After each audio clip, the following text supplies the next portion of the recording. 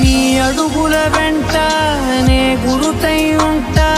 నీ పాదమే దాటు ప్రతి చోటున, నీ పెదవులు తాకే నా పేరును వింటా, ఓ స్పర్శ